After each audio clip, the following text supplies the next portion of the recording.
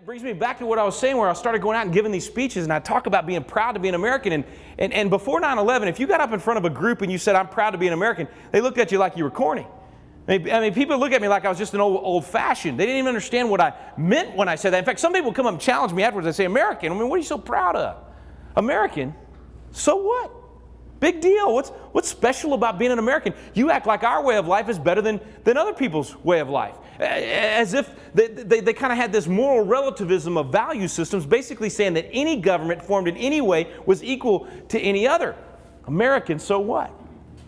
I didn't know how to respond to that. I mean, what do you say? I mean, back then I was a legislator. I wanted to respond to them the same way I used to do in my legislative office. If somebody sent me a particularly nasty piece of hate mail, I sent them a form letter back, and it just said, "Dear sir or ma'am, I thought you should know that some fool has stolen your letterhead." And they're writing asinine letters on it. They're even signing your name, and I thought you'd want to know about it. In fact, my former legislative assistant is here, Deidre Voigt, Judge Deidre Voigt, here with us all the way from Texas. Yeah. She wouldn't, Deidre never would let me actually send the letter out. She'd throw it away and write something nice and then sign my name. But anyway, that's what I wanted to say to these people. Say, "American, so what?" You know, I finally started asking them questions. I said, wait. Why do you think we call the last century the Great American Century? Why is that?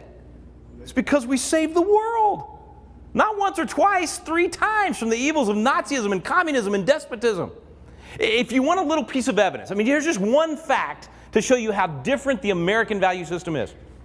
We're the only people on the face of the planet in the history of the entire world to hold a technological advantage in war and not use it for conquest, but instead use it to free and liberate people around the world.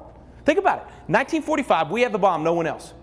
We could have taken that weapon and forced every nation on the planet to submit to us. We could have controlled the entire planet. That's been the way of the world throughout history. Anytime a nation had an advantage in war, what did they do? Conquer their neighbors, and conquer as long as they could.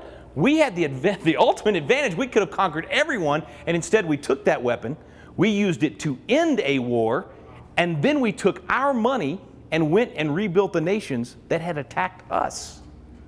Nobody's ever done that in history, folks. Why would we do that? Because there's something different about being an American. We're great. We're making great America great again, too, right? There is something different. There's something unique about this value system that we